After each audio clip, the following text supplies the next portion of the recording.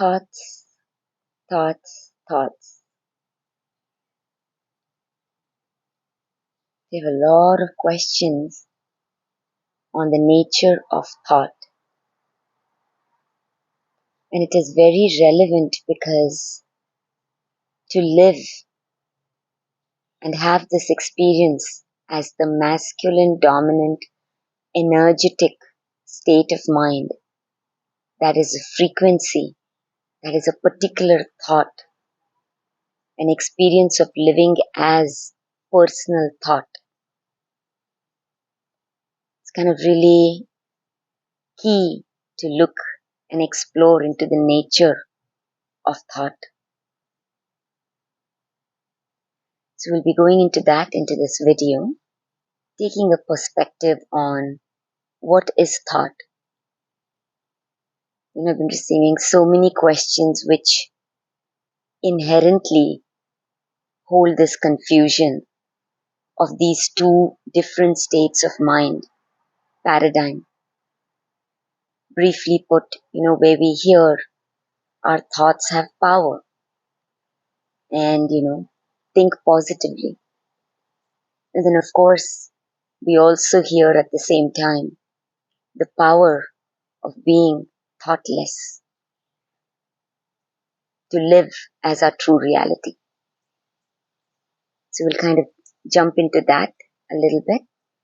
But before that, again, I would like to invite us to take a few moments to center ourselves, because the state of consciousness that we are vibrating at any moment, our state of consciousness will determine directly the way that we will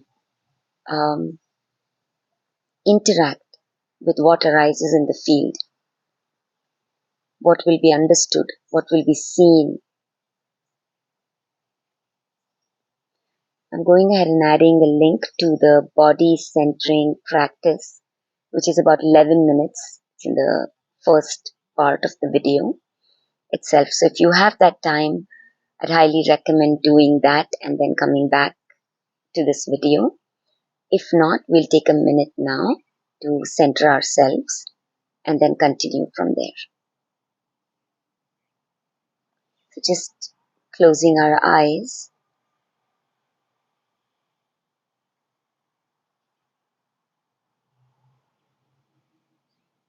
Taking our attention to the breath as the breath reads the body. And keeping aside all the things wherever our attention may have been since the day began, and taking it into the body. Feeling the away space of the body, being with the breath, nothing to change or do.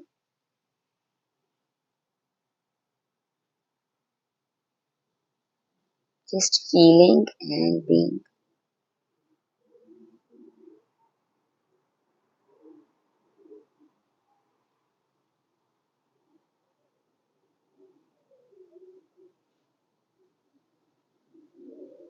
Taking a moment as we come into the body to absolutely drop to our natural center, and allowing the body to naturally relax. Feeling the scalp, top of the head, forehead,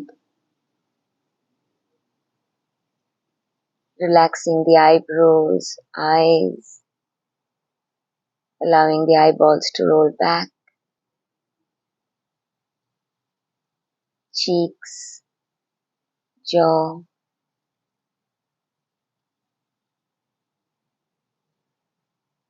with every exhale, just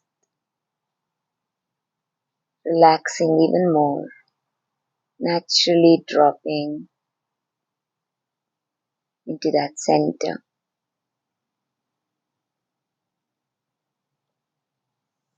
Relax the neck, shoulders, upper arms, hands,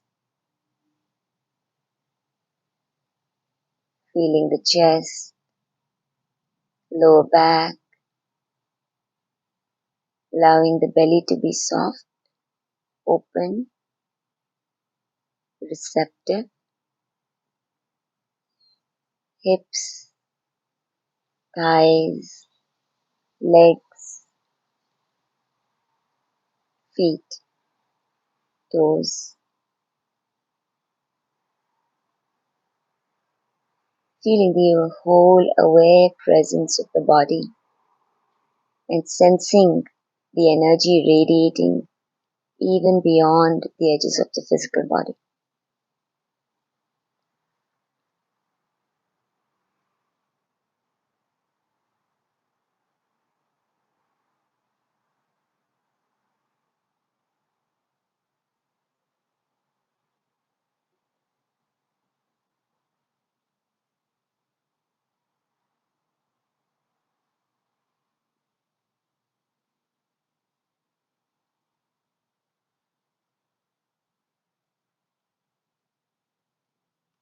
And being in this space, which is like an open, aware, listening space.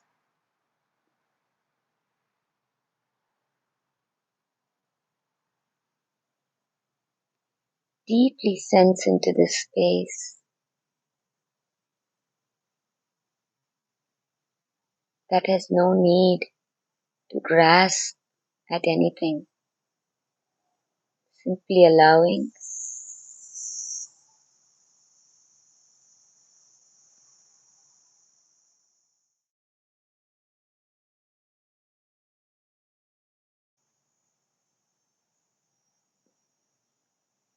this space is and holds an innate intelligence.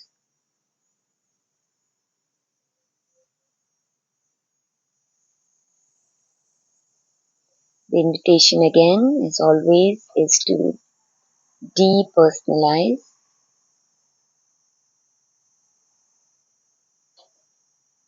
and see this as a phenomenon.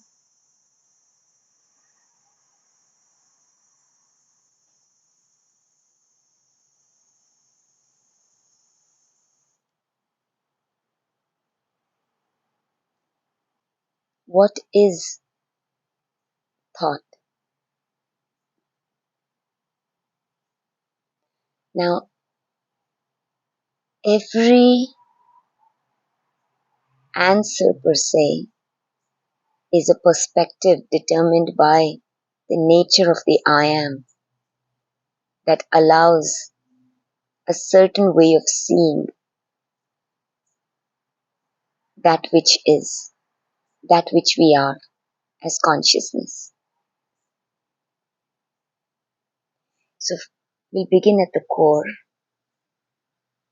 the pure consciousness that which we are, unnameable, unknowable, that we may even name as Shiva.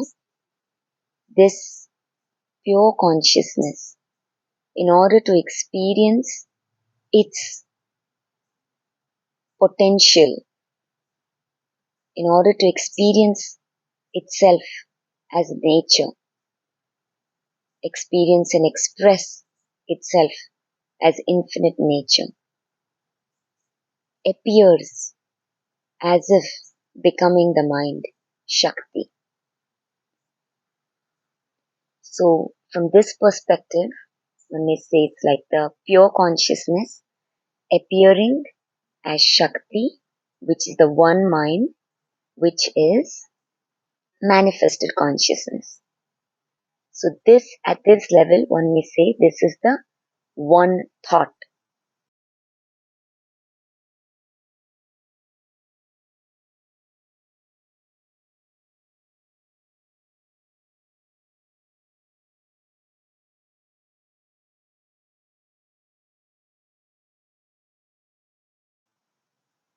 Mind is thought. Consciousness as mind is expression, the formless, the unknown, the unseen, the attributeless, appearing. This as infinite thoughts.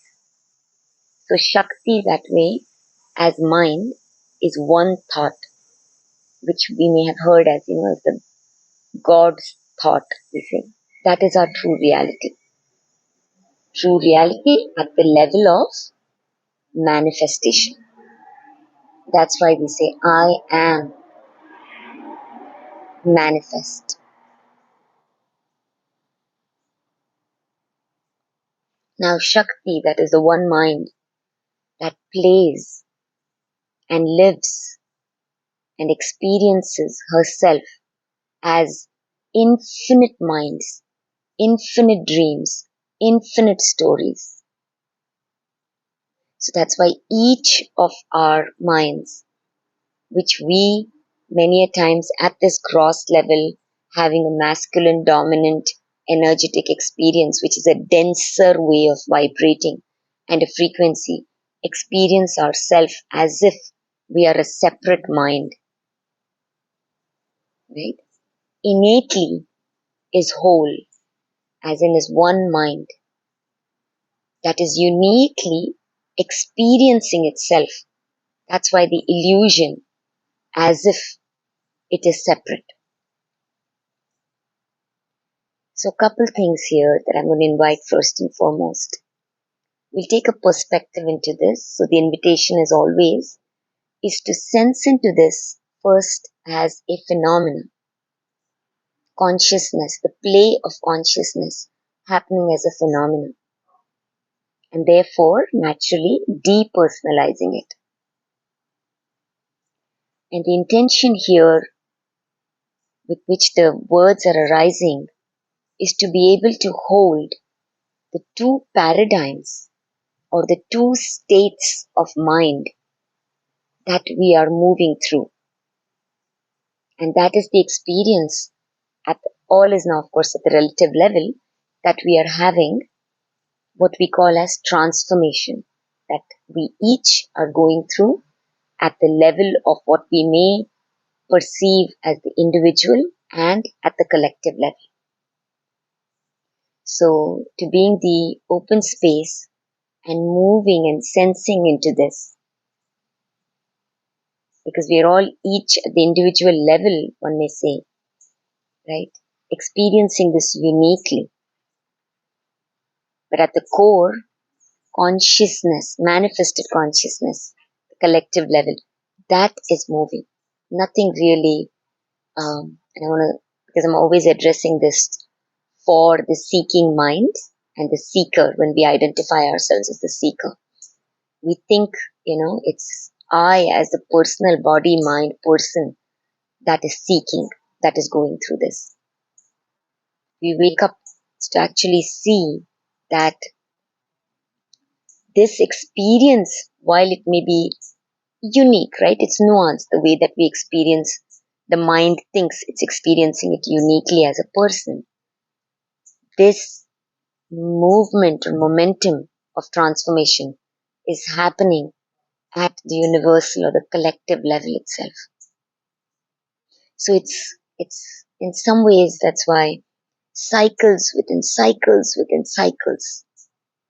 That's why Shakti's symbol is like this swirl, like the whirlpool. Every part is simply a mirroring effect of that which is happening at the core. And that's why I always begin at the core here.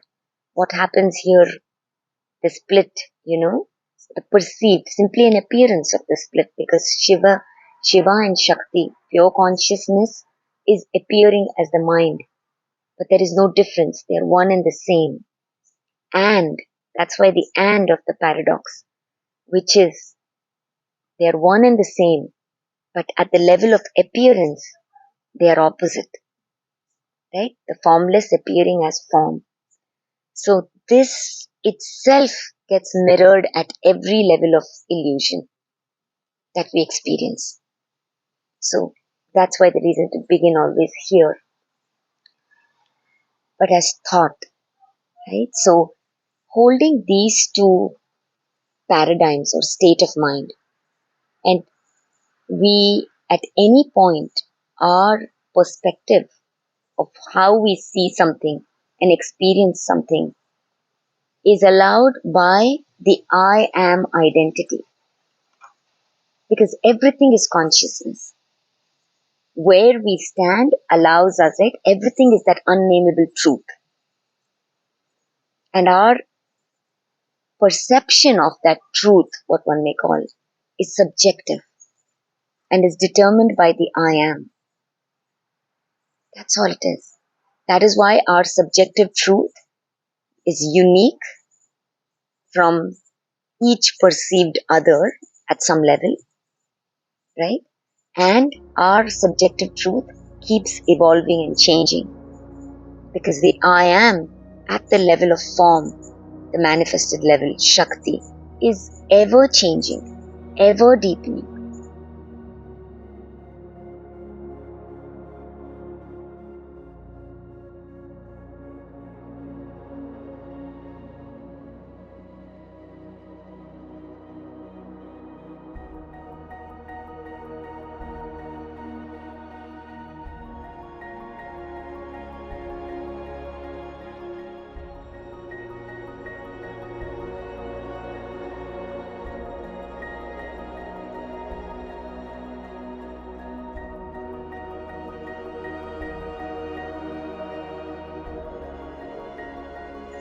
And this is the pure love and joy of this play.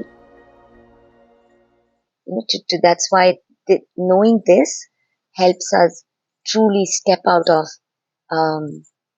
the core dynamics of one of the ways of play that we play as this third density body-mind world, where we believe that there is one reality, because we are having a very physical, right? We live a very material world. It's at the dense level. So when we are identified with our five senses, if we believe that that is what is primary and core to us, that is what causes all the confusion. And those are the perspectives and the narratives from which then we start living. So we believe then that we need to arrive to one level, to one truth. And that becomes our perspective dynamic. And then therefore that causes a lot of confusion and angst and everything. So even here, to be able to hold that paradox at the level of play, at what we create in the world per se, right? Of course, there are going to be dynamics where we are functioning that way. For example, if 4 or 5 of us friends need to meet at a particular destination at a particular time, then of course we need to arrive to that consensus, right? We need to book our tickets, and we need to make sure that our schedules match, and then there is a location where we need to meet. So that is why at the level of that play, it is very relevant. But we are, of course, right now experiencing at the level of consciousness. And if we don't realize that at the level of consciousness, the I am that is primary is unlimited and does not play in the realm of the third density time and space, then even when it comes to situations such as life, we tend to use the same dynamics. And that kind of holds us in the constructs of what is possible and what is impossible. And this is where we see we live in the worlds of, in the world of facts. Don't you see? This is possible and this is not possible. At the level of reality. Because we don't realize that what makes anything possible is that which I am, our identity. And therefore, the invitation as always is to go into what we say inwards, because we are playing in the realm of duality, a separate self, with as if there is a world outside. The appearance, simply the illusion of living this fragmented identity, within, without, inner world and an outer world. So that's why the invitation for the mind that lives as duality is duality. We say the invitation to go within and see the core nature of mind. Know thyself.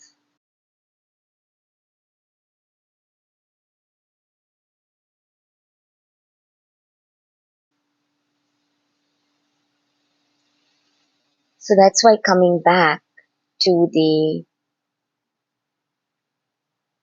identity and to be able to hold these two paradigms. So all is, from this perspective, all is thought. And when I say thought, mind is thought. And that which we are innately as manifested consciousness, another name for thought, another name for dharma, another name for karma.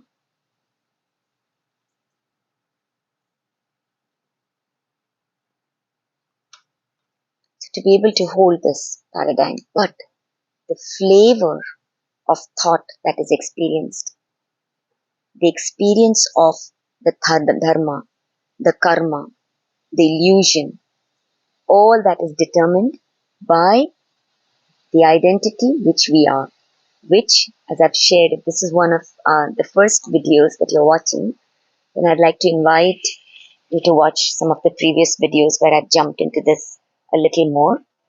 Is all determined by the vibrating nature of the mind that which we are. That determines the frequency. Because all is mind.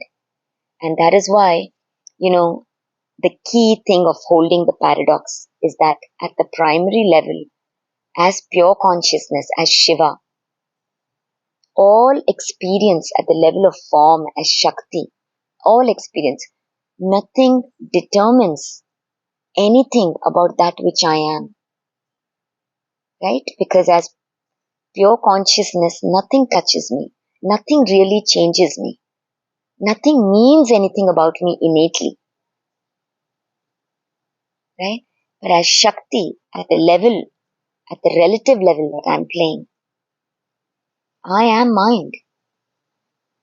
And whatever I perceive, the way that I see, the way that I interpret, the way that experience is what I am at the relative level. This is a key paradox. But what happens, and this is, the core really, because when we are identified at the relative level of the I am, so at this play, right, at the third density level of the body, mind, world, time, space, the way that we're experiencing. If primarily I'm identified only as this relative body level, then naturally it brings up a lot of confusion and a lot of angst because we cannot own and take self-responsibility for the experience we are having in our world at every level. And that is why I shared this before, as a person, ultimately that's why from the ultimate point of view of that which we are, there is no personal responsibility. There cannot be. Why? Because the person itself is an illusion. It's simply a psychological idea. And then that way, if you look at it, if you stand at the relative level, the person will naturally play or be responsible at the level of its own identity. The person, that's why, cannot take responsibility for anything that is outside of it. Everything is determined by the level of the I am. It is only when we stand at the level of the one mind, manifested consciousness, when we stand as the divine, that we can live as divinity. and we will experience the dynamics of living as divinity. And that is the exciting invitation of this time for us at the collective and at the individual level. It's one and the same. This is when the universal and the personal and the individual become one and the same. I am divinity. And even at the level of experiencing the paradox as of moving in time and space as this body, we say, I am embodied divinity. Right? At the level of even the body, the being of our body keeps changing. From this personal self as this body, our body of being becomes the body of that which is the world. There's much into this. But to going back to this, that is why much of this is coming up to set the foundation up very clearly. It is what we stand on. The I am identity is everything. That's why we say the state of being is everything. It's the being that is appearing as becoming. If we are primarily identified at the level of becoming, which is simply an appearance at the level of play, we cannot harness the power of Shakti and this play and play at the highest level of our potential and possibility if we do not wake up at that level, at the level of that which we are, wherever we find ourselves. And the invitation here, of course, is to see this as a phenomenon. It's simply happening. Every I am, the Swa, is living its dharma. And you know why this is key? This is one of the key things that is coming up because this is the crux of the questions that are simmering in the field for us as we are called to step up, however that might look like, because these words, again, please be aware, are set in duality. They're simply a putting together of alphabets that each mind gives meaning to and don't necessarily mean the same thing for everybody, right? So to sense into this, that's why always following the resonance. However we are called at this time, as we move through this transformation, one of the key things, that's why when we don't realize about this foundation of that which we are, then as we step into our world, whether it is for ourself or the world, it's one and the same. Whether we are called to hold presence and be in silence, and that is how the innate intelligence that is moving uniquely, right? We each are a unique expression, or whether we see ourselves as an activist, and this is dynamic. So it's none of this is to be taken as a static purpose, It's dynamic. But wherever we are called, when we know this, that each swa is sovereign, uniquely living, what flows through as innate intelligence then is not tethered to bringing in or fixing anything, whether it's in the self or in the world. It is seeing the perfection of that which already is.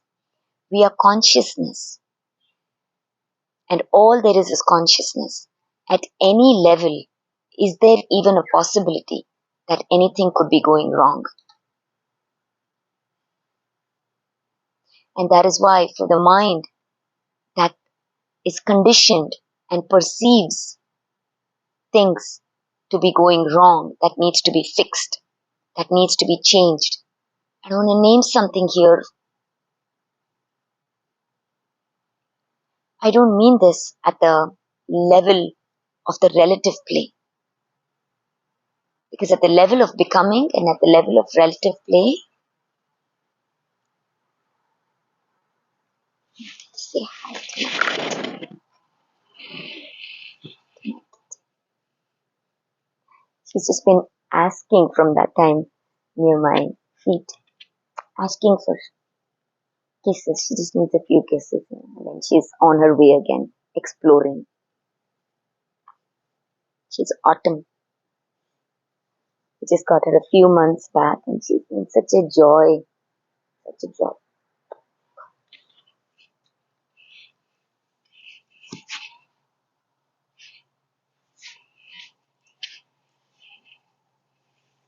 Yeah, so, yeah, and then I want to finish what was coming up was that,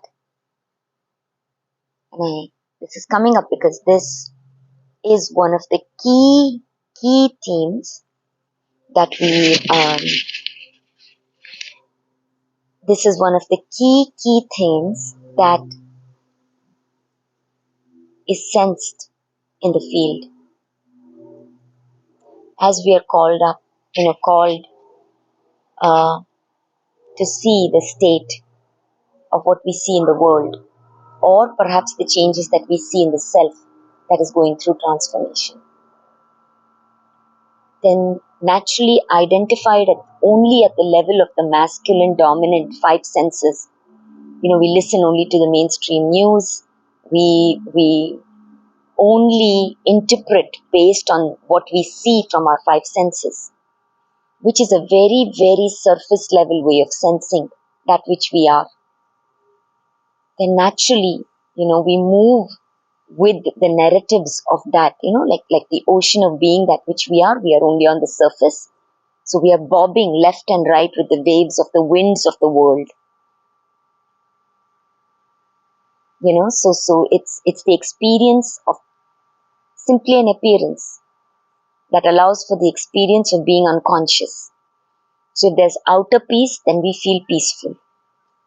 If our life outwardly has some joy and this thing, then we feel joy, right? This keeps us tethered.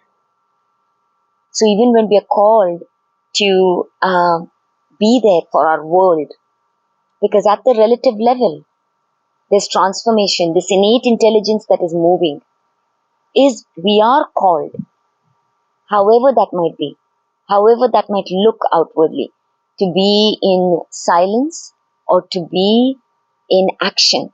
It's one and the same. Eventually, when we bring the paradox together, the being and the doing are not apart. They're one and the same. Effortless effort, right? What we call as the way of the Tao movie. But when we are not aware, then constantly keep hearing this. I'm pained by the state of my world. Such is the goodness of the heart of the being that which we are. Even when we are at the denser level, we are pained by what we see in our world. We're pained by the suffering. Because there is no difference in the suffering of the perceived outer world and that which we are. It is one and the same. The suffering of another is not apart from the suffering that is us, because there is only one consciousness. It is only the illusion that the personal lives.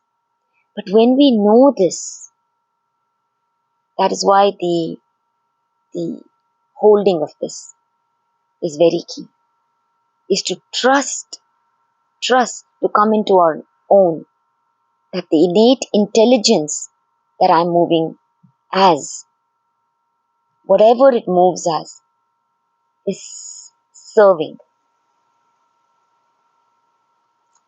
Okay, this was not coming up as the topic initially. It was supposed to be thought, but here it is. As it comes through, it's relevant, it's meant, because it's alive in the field.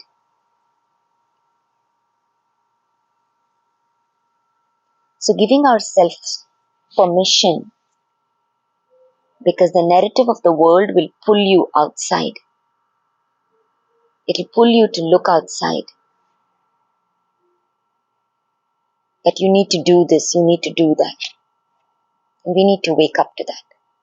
And when we are identified with that, we don't give ourselves permission then to go within. To trust, to give ourselves the space and the time to be with ourselves first.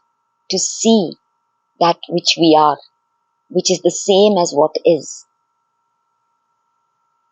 Right? So this is the invitation. So that is why in these videos, what comes forth first and foremost, and there's so much time taken first to set the foundation up so we understand this, because it's the state of being, the I am on which we stand, without which all this that comes through can feel confusing, can feel paradoxical, can actually feel as if we are contradicting, right? It's a contradiction.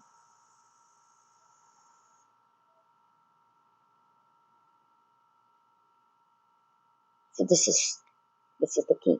So holding this paradox, our primary identity as consciousness, nothing that happens at the level of play that which we are having, wherever, whichever densities, dimensions, realities we are playing as at Shakti, the level of Shakti, at the level of mind, nothing determines anything. So that's why this helps us step out of another thing that is very alive in our field, is the mind that looks at its own deservability or worthiness based on the life that it's living and what it's experiencing. And the invitation is to awaken to that. That which we are does not play in the realm of deservability, wrong, right, good, bad, worthiness, enoughness, not enoughness. None of that. This is a complete different dimension, sense into that.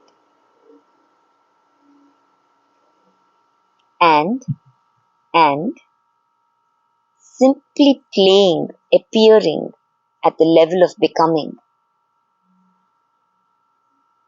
That's why that's why all the mystics, all the seers, please hold this in the right thing, because the minute the word illusion is stated, and of course, when it is not clearly not our lived experience, and we use this knowledge and the mind utters it just at the surface level, or get out of it, it's simply an illusion, then that naturally causes a lot of angst for the mind, which is experiencing this naturally as at the level of reality. So we need to be able to hold this. Our primary, from that perspective, this is an illusion. And at the relative level, that is why we say everything is an illusion. This helps us, if held in the right context, be empowered. If, rather more accurately, realize that we are the power, right? Because becoming empowered, again, we are still playing in the realm of illusion. But at the relative level, we need to be able to hold both. At the relative level, this illusion, which is an experience, the experience of this is real. It is not meant to be invalidated at any level. And in fact, that is why at the level of Shakti, at the level of mind, she reminds us, do not reject or deny me. Because the mind that is not aware and lives the dynamics of wanting to transcend, move away, doesn't realize that.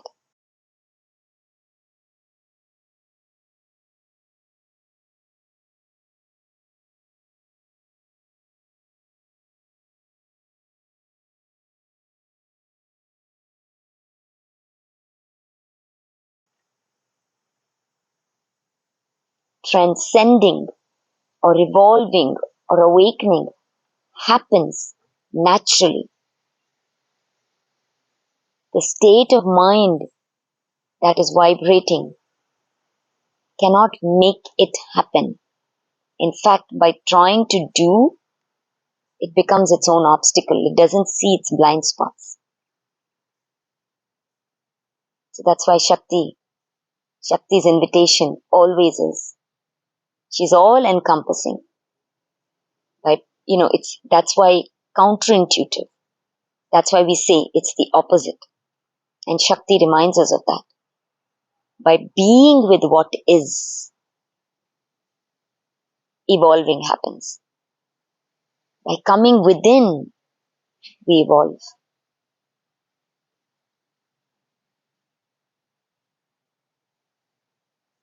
By seeing the nature of that which is.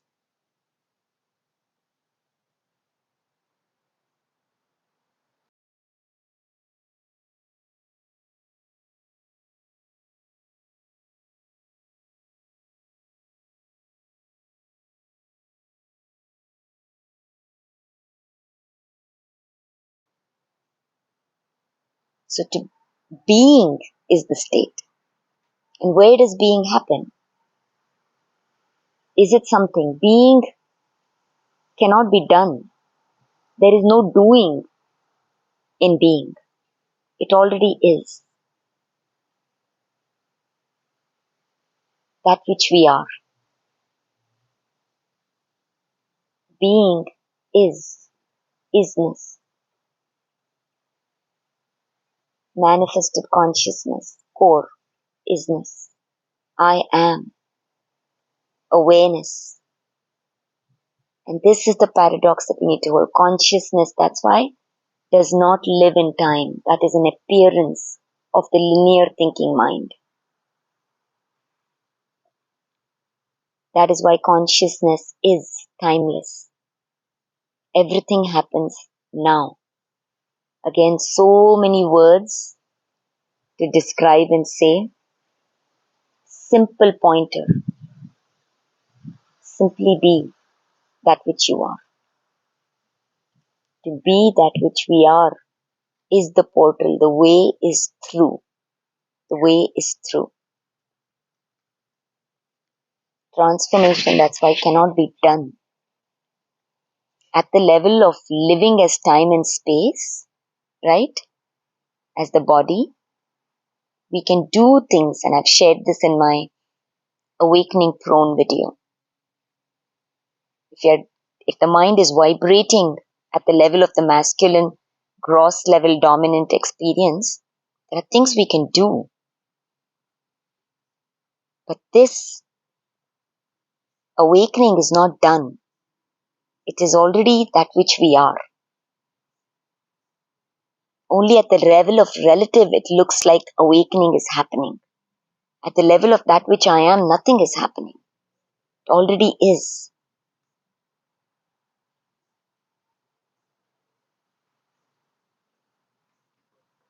So again, stepping into this. So this is the foundation, and I'm going to be continuing to share this more and more, because this is all it is. It's the I am, the state of being. It's always looking at what is the I am that I am standing as. And this is, of course, addressed to the personal mind, because this cannot be named. But for the personal mind that thinks in time and space, these are words, because it lives in the realm of time and space, words, actions, doing, right? So, and if again this is one of your first videos, watch the previous videos I've shared, where I go a little bit more in detail about this linear way of being that we're living in the third density body-mind world. So, I want to come back to the question now of the thoughts, right? So this foundation, very key to hold this. So, I'll always invite everyone, as long as we are speaking about these two paradigms. So, in this paradigm, what we are moving through, at the relative level, we are vibrating at the level of the third density body-mind world. This level of thought, mind, thinking is a different experience than the one which is awakened, that we are talking about, the truer self. Self-realization, to live as the light that which we already are, nothing to become. They're two different paradigms, they're two different spaces. They're two different ways of being. And because they are paradoxical, they cause a lot of confusion. So to begin with, let's begin with the third density body-mind world. Okay, this is something we're very familiar with. We've lived this, right? And this is the transformation that is happening. I've shared again this. I'm going to just quickly go through this. This thinking of this mind is the psychological thinking I self. Every mind is a dynamic playground. The I am, shared this.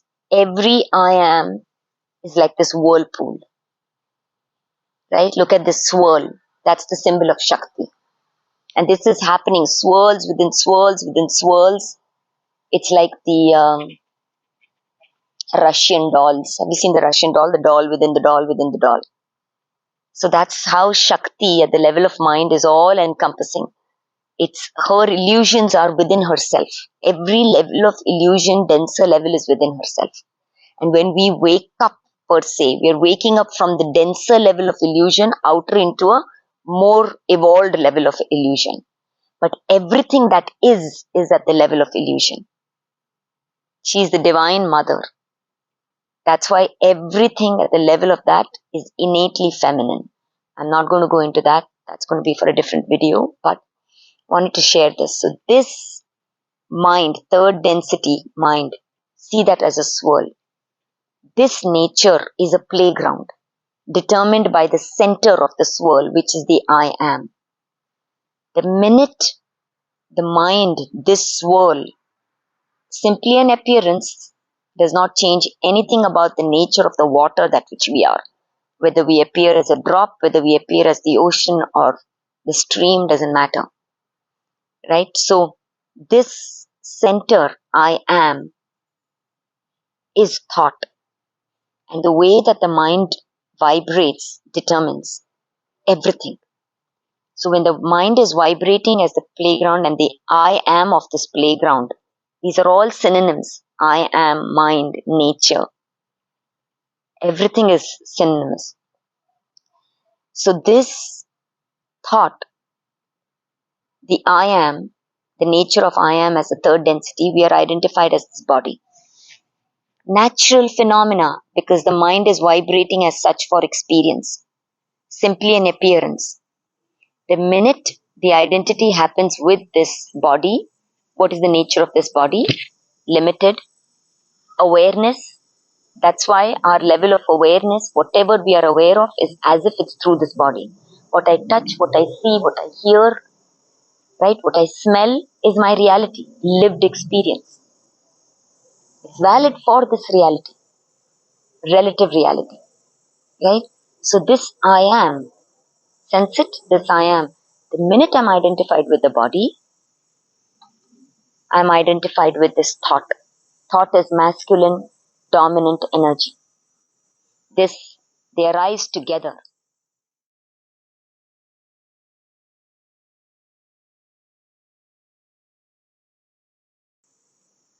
This is the play for third density body mind. This allows us to relate.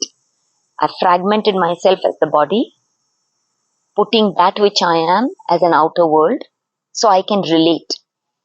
The minute I fragment myself, then I am relating. That is why for the third density body-mind world, that's why we say is relating. All is relationship.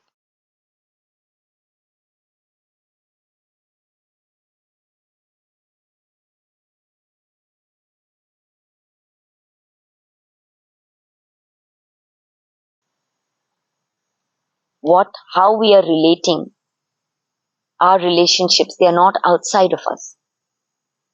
They're all determined by the I am. Right? So we fragment, we create space. And again, I've shared this. What happens? The original I am that is everything, right? To put it in the words that are set in duality. One way to say I'm nothing, as Shiva, as Shakti, I am everything. So I am awareness as one mind is centerless. I am everywhere. But as the third density, I have shifted, tilted the center, because everything is the self, the I am.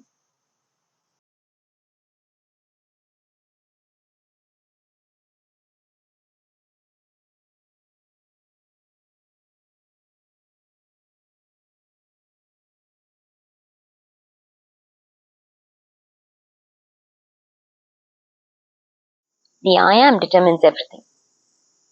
Right? So we are in this I am thought. So as the third density, we have shifted the center of the wheel of the Maya to the personal self. As the center of the wheel becomes this personal I that we move around as, right? And with that putting the world outside, we get conditioned. This personal I now, we come into a world where everybody at the collective level, right? We come into a world where everybody is identified as the personal self. This allows us the play of these dynamics.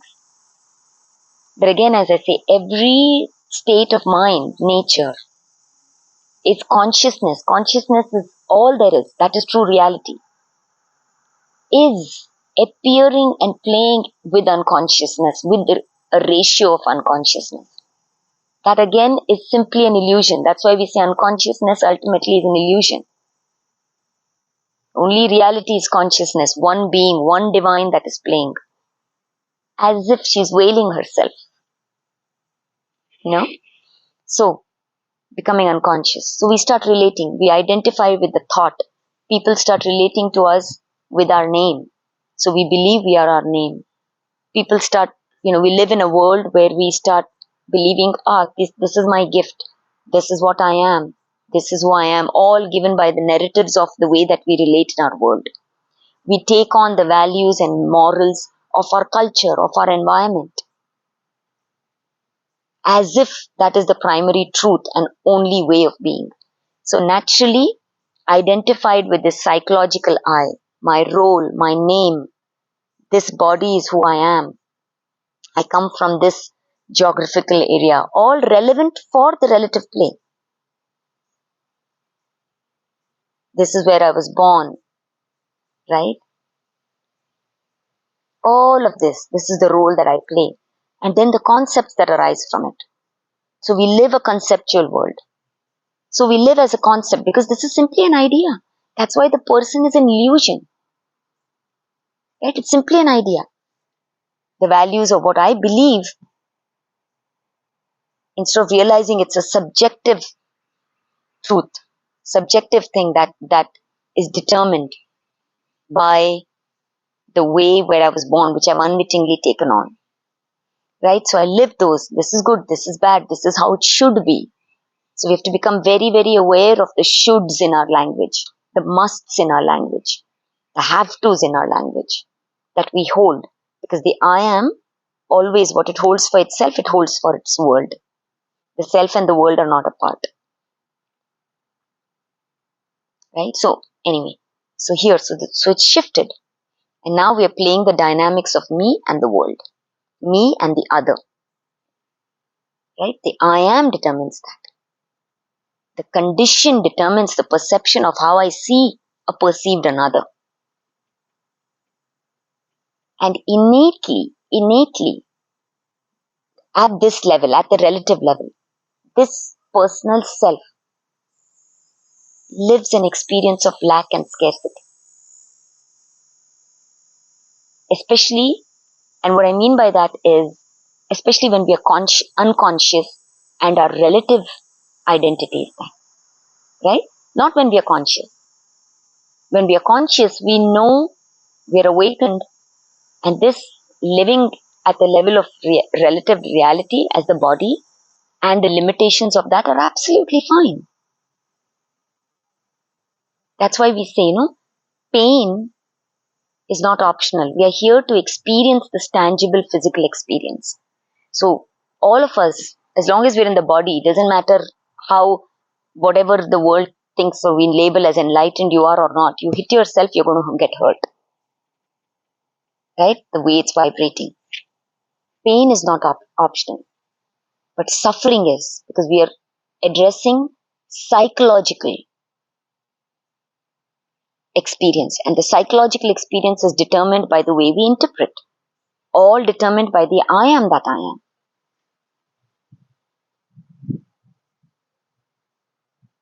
So this shifts. And when we primarily live as this, and even this living, that's why at this level, this thought, this mind, to live as this mind, that's why we say mind is suffering.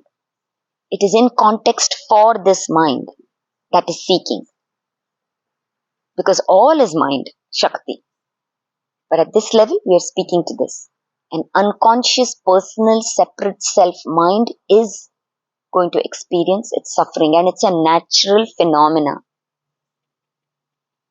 As mind, we come in unconscious, we play at the level of relative, unless you're one of those rare minds who came in conscious already. You play, and from that, we steep in it, and I've shared this in my seeking video as well, the seekers video, you can go ahead and see this. It's a phenomena, natural ebb and flow. So we steep into this, and then once we have lived it, natural arising, we become full of the world. We become the world. And the world, that is a condition, after we are done experiencing, will always limit us. Will always feel small for that which we are. Because we are the unlimited. So when we are in the personal world, this is the experience. Become full of the world till we wake up. That's where the seeking begins. Right? So this is the phenomena. So this is a paradigm. This is a state of mind. So now the invitation, and each of us, that's why I always say, can only do it for ourselves. As a seeking mind, we're looking outwards, naturally so. 5 senses, masculine mind, again, depersonalize and see this as the phenomena it is. It can really, really help us move through this and awaken with ease. When we personalize it and making it ours, then those dynamics come. It becomes like a burden. Allow this to be in fact, a joyful, playful journey. Depersonalize and see this as the natural phenomena. Where will we go when we are identified with the 5 senses that is looking outwards, living this? Naturally, we're going to seek outwards. Natural phenomena. So when we are seeking outwards, whether we are looking at, hearing anything from anybody else, whatever everybody's sharing the best they know how, right? So, but keeping our attention here, moving to our own resonance. Only we will know the nuances of where we find ourselves, how it is uniquely arising for ourselves. Stay with that. Trust your own knowing. We are moving into age of Aquarius, to living as intuition. This in some ways is living alone. This alone is not as a fragment, but this is the flavor of alone as consciousness itself that is uniquely flowing. No outer authority can tell you the unique flavor of innate intelligence, that which you are, that is dynamic. It cannot be a concept. Cannot be given by anybody else. I am. Each unique I am at the relative level becomes the pathless path. I am the path. I am the formula. And it flows as a love. Consciousness does not demand for sacrifice.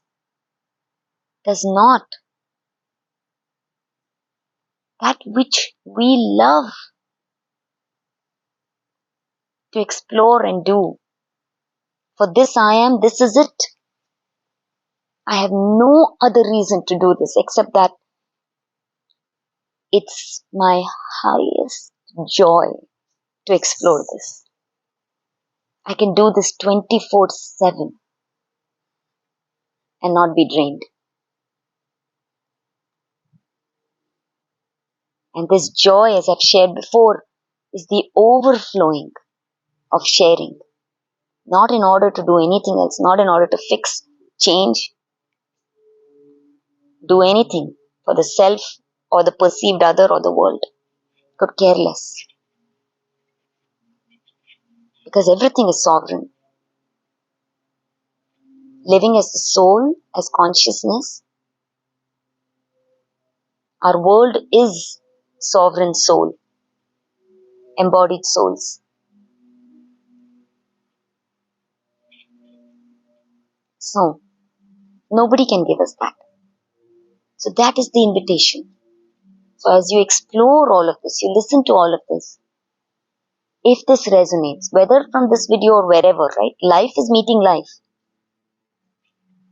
Perceived words, ideas coming from everywhere, but you're meeting wherever you find yourself. Just be aware. All that is required, which is a natural phenomena, again, one divine being living, is a yes. Live that. The minute we stand as a yes, yes, I'm ready. Because it's already happening. The yes is not actually a personal thing. It's already happening for the personal mind.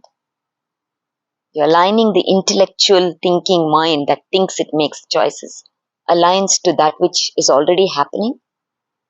Magic starts happening. Magic, what it will define as magic. That which we already are. The most ordinary magic and miracle that which we are. That everything is. The paradox of ordinary extraordinary. So it's so exciting. I really want to say, I'm sharing all this. The responses come from the questions naturally of the seeking mind that is asking so many questions, and I'm setting the foundation for this. But the key of this, again, I want to say, is that we are right now, and we already are. It's not something that is going to happen. The world at the energetic level has already shifted. It's a time to celebrate what is happening at the top level, at the level of the matter is the tail end already. Do not be fooled by it. We've already shifted. We are living a higher reality. Open your eyes and see already in your world how this is happening. I just came back from India, and I am just absolutely amazed to see the number of people who are following their passion. There is an undercurrent of movements within movements that are aligned and moving as this oneness at which we are. At the level of humanity, aligned with Mother Earth, with nature. I mean, it's just heart opening, and there's no denying it. Because that is what we are going through. The phenomenon. If we are identified only at the five senses, the masculine level, which is again the one divine playing, right? Nothing is happening here at the level of wrong, right? If you hear these words, if there's a resonance, take it.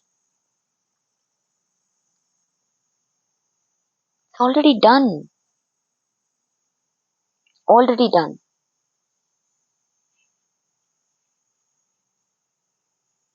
So this personal mind is this paradigm. If we are vibrating at the level of the personal self-thought, we are going to experience this. And we are going to live that thought realm. And that is why you see so many of the teachings that are coming forth that point to the importance of thought. Which thought are you? What thought am I? What paradigm am I? What mind am I? What nature am I? What dharma am I? What karma am I? All synonyms.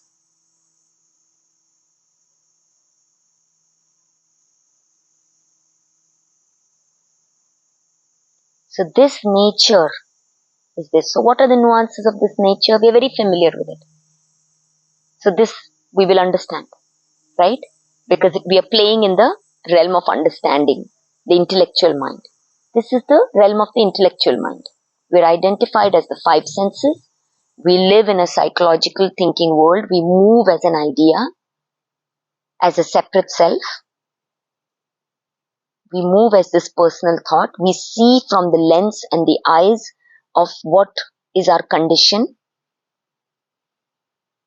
Our expression is from that. Our experience is from that. And naturally, this is the paradigm. These are the narratives. And I want to remind something, that this is the linear mind, conceptual mind, and the living of matter. These things are key pointers. We like to look at things and take in concepts, right? And that's why for this thinking mind, we invite the thinking mind and say think positively. Because this mind is the dual mind. It lives in duality. Personal self, outer world. So it's dual. So its thinking also is dual. With its concept of success comes failure. With its concept of I did great comes shit, I did bad. It's living its dynamic. That's it. To step out of this linear thinking mind is to step out of duality. Again, words are in duality. There's no stepping out.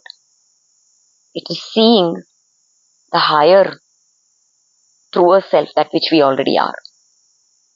Right? This illusion. With its good comes the bad. With its right comes the wrong. This is its swadharma. This swa plays this dharma. And that's why this swa lives this karma. We are stepping out of this cycle of personal karma. This personal karma that lives the linear way of time and space. That lives this dynamic of It regurgitates its own conditions. Consciousness, there is no it is no repetition. All is now. It does not understand this nature at all. Finally, quantum physics and all, we are waking up to it at the level of science, but science is always just going to be catching up, because the definition of science, the way at least which is commonly known, plays in the realm of proof, justification, repetitive. I need to be able to repeat it. It needs to be. All that is in the realm of five senses. All that is in the realm of then this paradigm. It's the linear. It will never understand the non-linear. The nature of mind that moves and lives as the non-linear awakens to seeing spirituality and science as the non-linear. That's different. But the science of our linear world will always have a gap from that which we are. Because it's a reflection. It's a reflection of the world. The world is our reflection. The observer and the observed is the same. It's the nature of the observer that is determining what is being seen. So that is why anything that comes in the world that is shown and says this is what it is, always say, what is the nature of the scientist who is looking? What is the nature of the doctor that is looking? That needs to be looked at first. Because nothing lies outside of us. I'm not going to go into that. It's another rabbit hole. Fascinating, but anyway. So this thought is realm, but what we are being invited into, really, if you're still there, is this. So, again, since we're talking about the questions came up about thought. So naturally for this mind that is conditioned and has taken on unwittingly the so-called, I don't like to use the word negative positive, because as a phenomena, negative positive allows us to dynamically play. So it's not good or bad. But if we are living as thought which is not serving us, that's the more accurate way to put it. And that what is commonly known as a negative way of looking at things. It is for that mind, in context, we invite, see positively. It is for that mind, then we say, see the power of thought. That the thought that you are thinking is what will attract. But it still sends into this. This is still the personal thought. The personal thought, as I've shared, is the known world, right? Now pick any thought as a person that you've taken. Where did that come from? That personal thought, if it is identified with the body and its world's conditions and the five senses, that personal separate thought belongs to its known world. That's why we live the safety of our known world, known thought. See into this. We limit ourselves.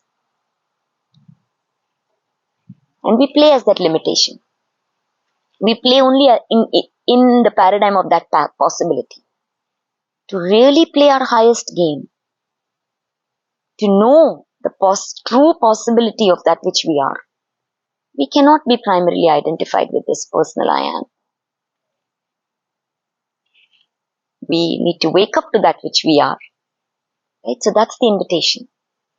But for the context, you hear all these. Thought is empowered. Wake up. Think positively. Positively things. But I want to state something. We are out of that already. That's the old paradigm. So when we're using even personal thought, because thought is a doing. This personal, I've shared this again. Doing this, which we don't realize, right? We are constantly thinking, living in a conceptual mind. This is efforted way of living. Efforted way of doing. Living as linear time and space. We add the self and the world outside, the gap. We add time, space, condition. And then we effort. The dynamics of that are born. We plan, we strategize. There's hard work. That becomes the primary stand. Realize that I'm talking about primary. This is an old way of doing.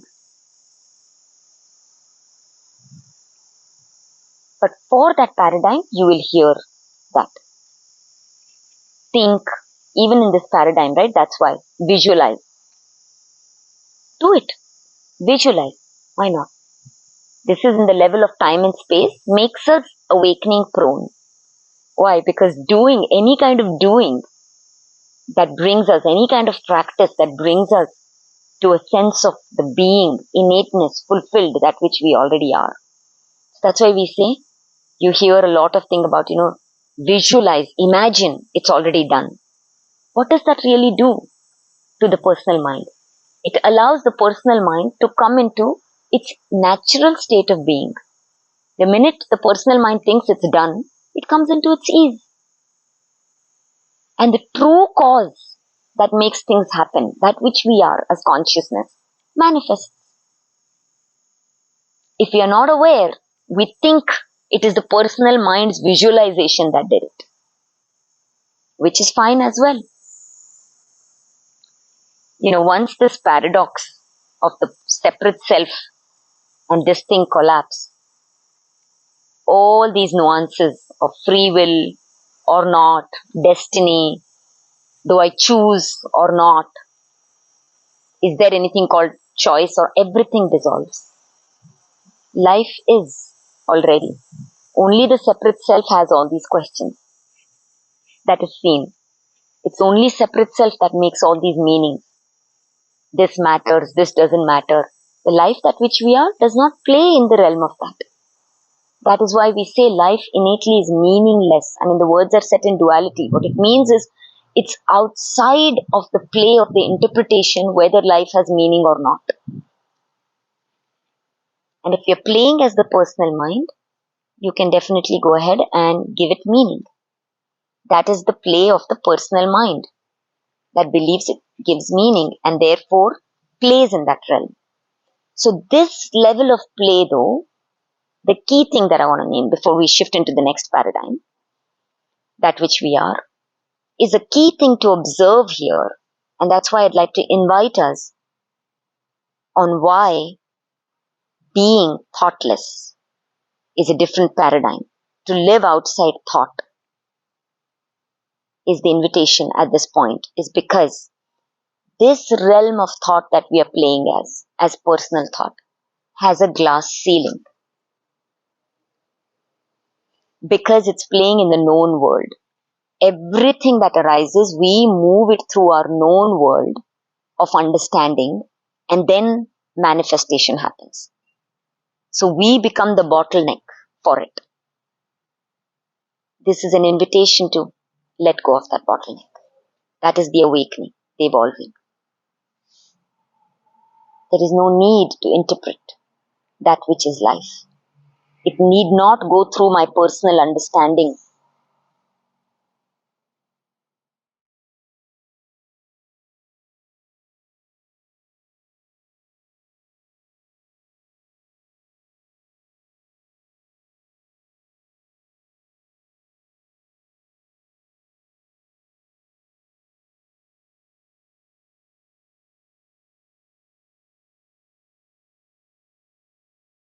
Naturally, the personal mind then asks, if I don't understand, where will the choice be made? This is one of the most common things, and this is what was my key experience of seeking in this question. Because as the intellectual mind, we believe that we are the doer. We choose. So we need to be able to make the choices because we have not tasted what it means to live as innate intelligence. This consciousness is intelligent. It's an intelligent beyond what the personal mind, intellectual mind can ever know. We give it names, that's why, as intuition. Cannot be put into concept because it does not live in linear time and space. It arises only in the moment. Intuition only arises in the now. All practices, that's why, very helpful. We come into the now. For me, that's why the practice of pranayama, direct path, the breath. Breath bringing into the body. Awakens like this.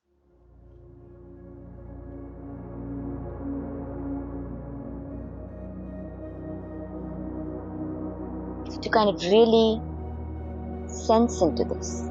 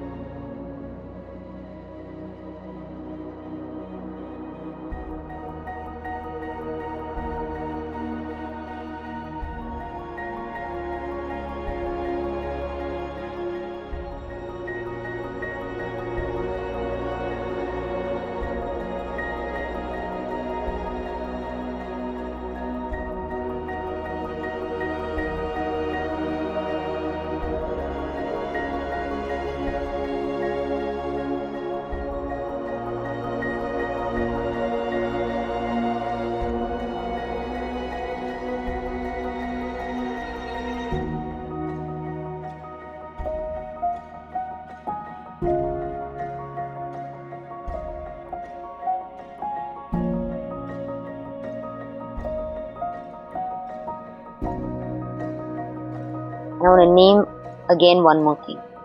There's only one divine being playing. Wherever you find yourself is perfect for where you are. The world holds a lot of narratives which get colored and are then interpreted of where we are is not right. Only the way is through, only by honoring and appreciating, being with what is, can we move through. So by appreciating being with this personal mind, with it, sensing, being present in every moment, and I've shared a lot about this, that's why. Seeing the nature of thought, being present as presence is the doorway. So this is the realm of thought. And to see that as long as we play as the personal thought, we have a choice to do that, right? I'm now speaking to the personal self that lives as free will. You have the free will to do that. At the realm of this paradigm, you have the free will. Because what comes into your known thinking mind allows for the freedom that which you think you are. Right? This allows us to be free. So, for this mind, take it as free will. You have the free will. You have the power of choice. We do. at every level. So there, play as that. But if there is a resonance here, it's ready, because only then the words arise in the field. The one divine being plays, the one divine being forgets, the one divine being is awakening herself. There is no other.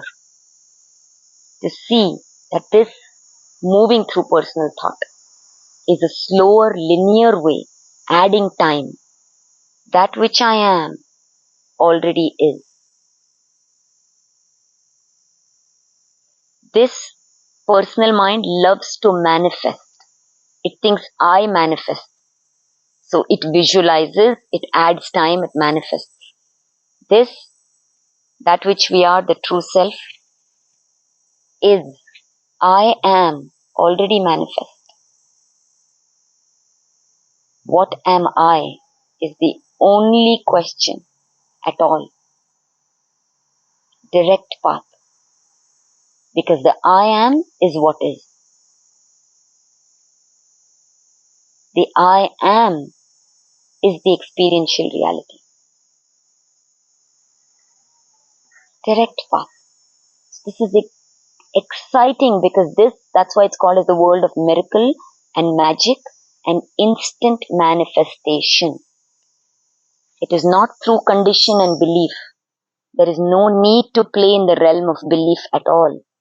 Belief belongs to the power of belief, all that belongs to this realm.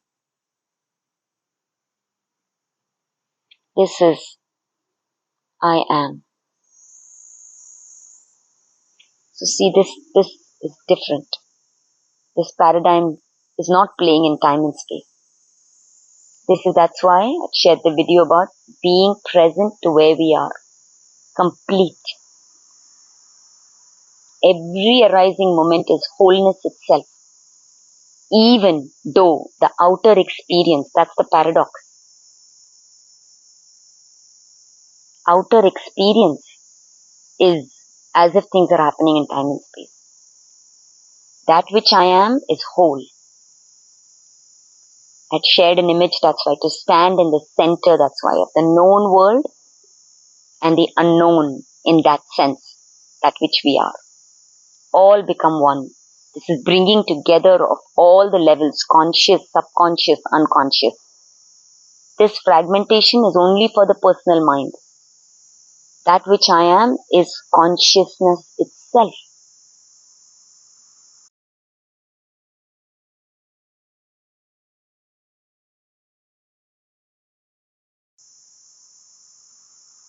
So this thought that I am does not live, it's not linear thought. It already is. There's no need to think. And that is why this play is of being thoughtless.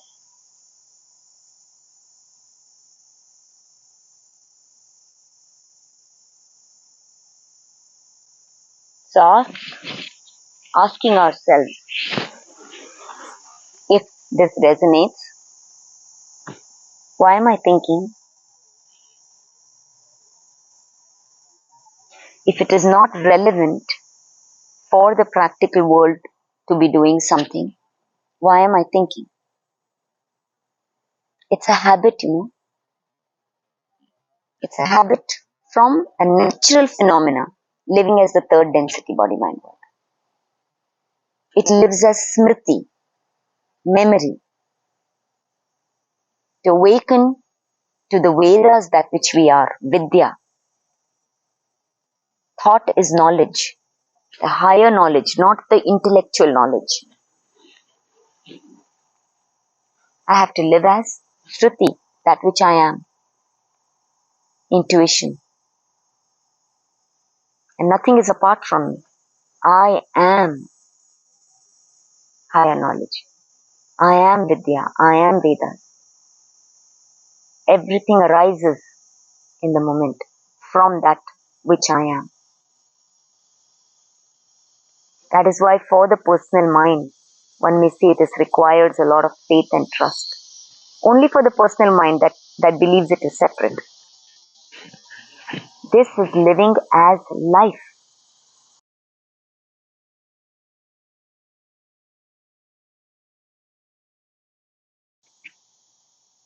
What is there to think?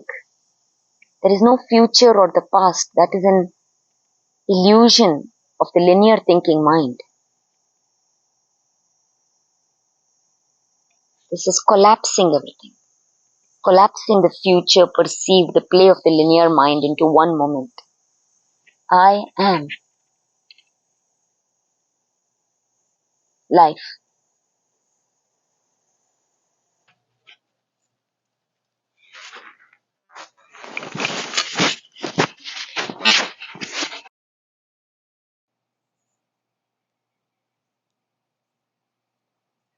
This is stepping out of that conceptual world. This is becoming one with life, becoming thoughtless.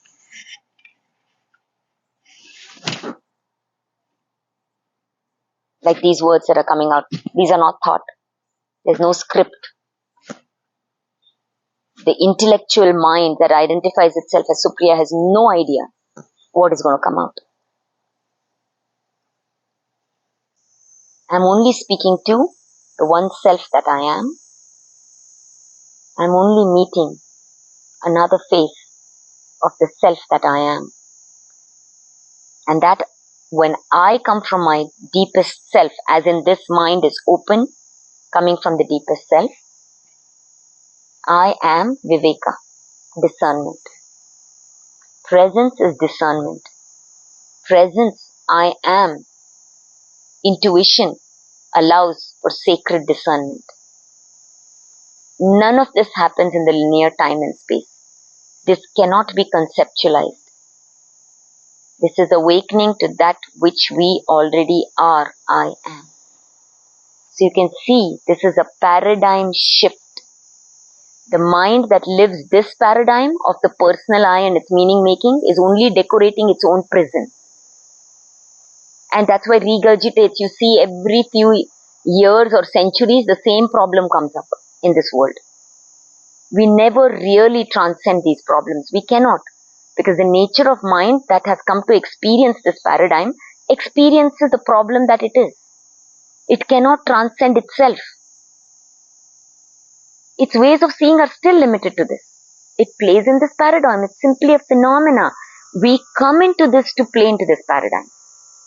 Nothing wrong happening. That's why no level, no paradigm, no state of consciousness of Shakti is wrong or to be denied or rejected. It is a sacred playground that allows for that play. Every perceived state of mind can come and uniquely experience it. When we judge that this should not exist, should not be, especially when we say that for another, we cannot. We can only speak for ourselves. Once we are naturally done with this experience as we are waking up, we naturally move to the next. So that is the invitation. See that this playground, this paradigm with the personal, as long as the I am is the person, we'll keep decorating this but recreating it. It will show up again in the same way. The invitation is to be thoughtless. No part of Shakti is making a mistake or going wrong in this thing. And moves uniquely. And that movement arises only from this swa that lives timeless. Right? Its dharma is also timeless. It's not a concept. This is what Krishna was speaking about. Arjuna is the personal. That's why he's questioning. Right? The question, answer, all that arises from the fragmentation. Arjuna was that mind. Who was directing? That's why. Arjuna invoked because he was living as Dwapar Yuga. Krishna consciousness. Krishna is timeless. And I've shared this before, that's why they said, for the even one Krishna that was alive during Treta Yuga, Dwapar Yuga could not come into existence. Such is the power of one thoughtless being to live as bodhisattvas, as they say in Buddhism. is to live as this thoughtless being. No thought. That's why there are a lot of practices, all simply so that we live in the moment, not as this thinking mind, meeting life where it is.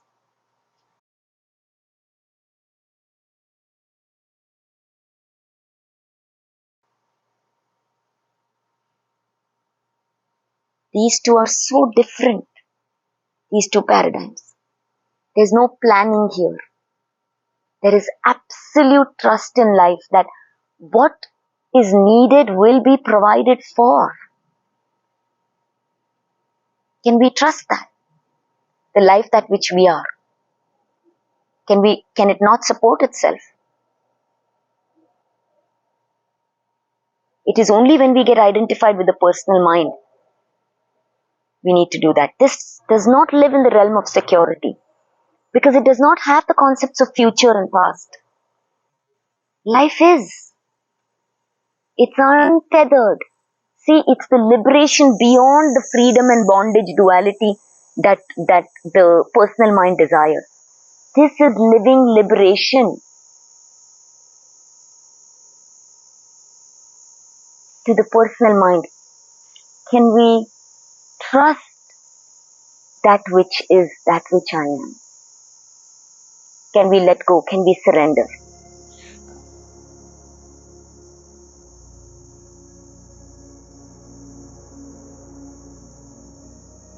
Absolutely let go.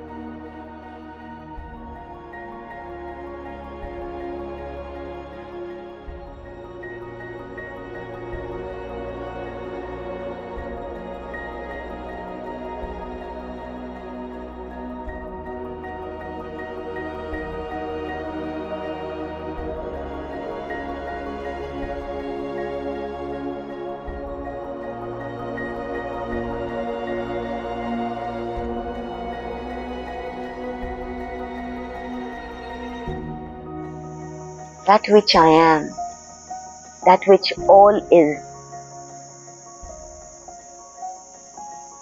This is the unnameable oneness, living as non-duality.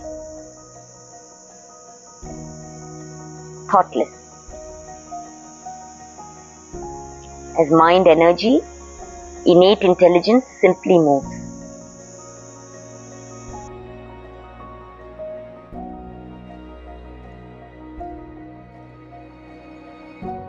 See the nature of these two different paradigms and thoughts. Living thoughtless, we live as life, for life. The self is always living its reality at every level. What am I? What am I? What am I?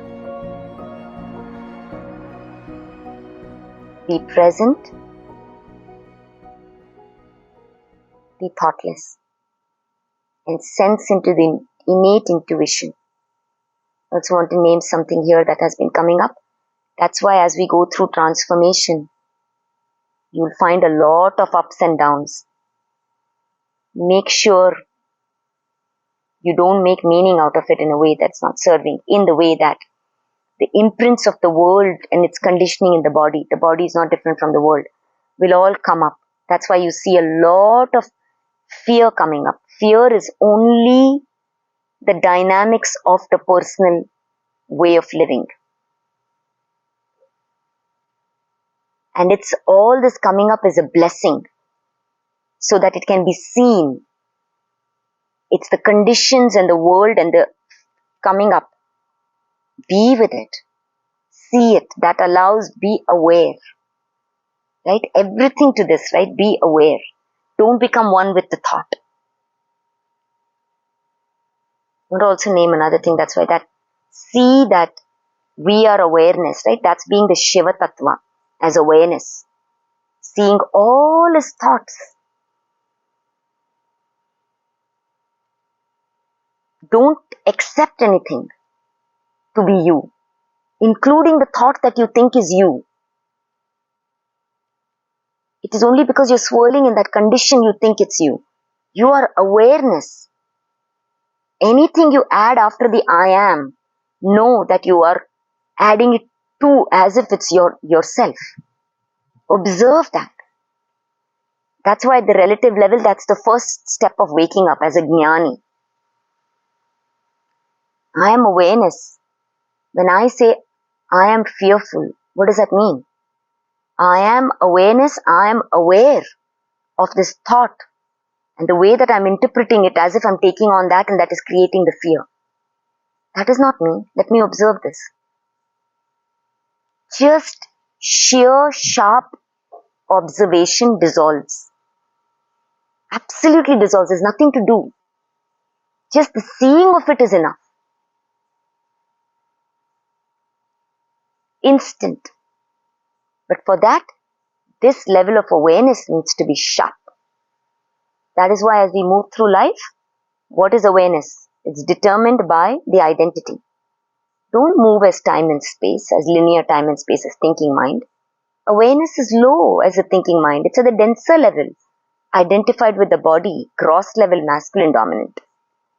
Stand as awareness. This is the integration of feminine and masculine. Aware. This shimmers as this sharpness, discernment. Observe the thought. Is that true for me? That's one of the powerful questions, especially if you're as a seeking mind. Is this my truth in this moment? Remember that our subjective truths are constantly changing. Change is the nature at the level of Shakti. So we stand where it's the paradox of standing where we are, absolutely, resolutely, and also being open to change. That's the paradox. Standing here. Is that my truth in this moment? Every moment, let that be the inner compass. Don't take that on immediately. And stay as awareness. Stay thoughtless. Life comes to us to awaken, to put it in the words of duality. We don't need to run, chase anything. No. What is around us, our relationships, our relationship to our thought itself, right? Our internal mind, right? Our relationship to that or the external perceived others and the world. That itself is awakening us. That's the power. When we are in this personal mind fragmented, that's why relationships are the way to awaken. If we allow it to be consciously.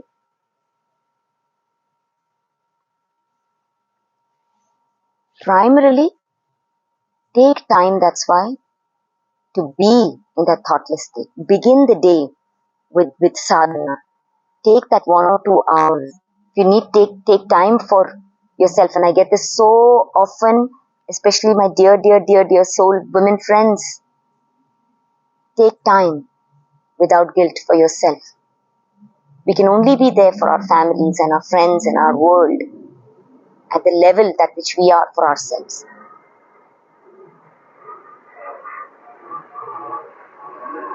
So do that. Take time away. And the way that you will come back will serve in ways that are unimaginable to the thinking mind. Higher perspective. That's the invitation. So see the two differences. When you use personal thought, and yes, thinking can be powerful, the power of belief is there, all of that, that's the old paradigm. The new is to be thoughtless, to live as the meditation that which we are. That's why meditation in movement. We are meditation. Moving as meditation. Paradox comes close. Stillness and movement are not apart. They become one. The peace and noise are not apart, they become one. We move as peace even in a world that is bursting with music and sound and noise. It's one. Our innate state is grounded, steady, peaceful. Nothing needs to be changed. We're not running out into the world to change anything, to quieten the world or do anything. This is the invitation. And if you're listening to these words, you're already it. Just open yourself to saying, how am I already it? Rather than thinking or interpreting that I need to become this, what is being pointed at. We are already it. We don't need to meditate. We need to sit and see that that which we are is already meditation. That which we are is the unchanging. What is that one thing through all the changes that does not change? That which I am. Place attention on that. That is the capability we have as humans. That at the other level, dimensions as animals, plants, they don't have that. We are given, that's why this human birth is sacred. Because we have the ability to be self-aware. What is that self? Is it changing? And that is not the self. That is the mind. The clouds. The sun, that which we are. That does not change in that sense.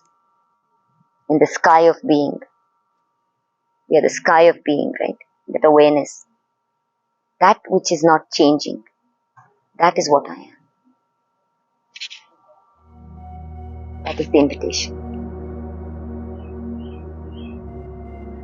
What thought am I living as? See the dance of these two paradigms. And know, wherever it is that you find yourself, the you that you think you are, that you find yourself as, is perfect. What you are in this moment is exactly what is needed as life, otherwise it wouldn't be. Because I am life. I am is life. Trust your inner knowing and celebrate wherever it is that you find yourself. The way is through. Swadharma, Swatantra. See the mechanism of consciousness playing. Sarva Mangalam. At every level, as every state, every vibration and frequency. I am blessed auspiciousness. To living and celebrating an awakened body, mind, world, that which already is. Much love.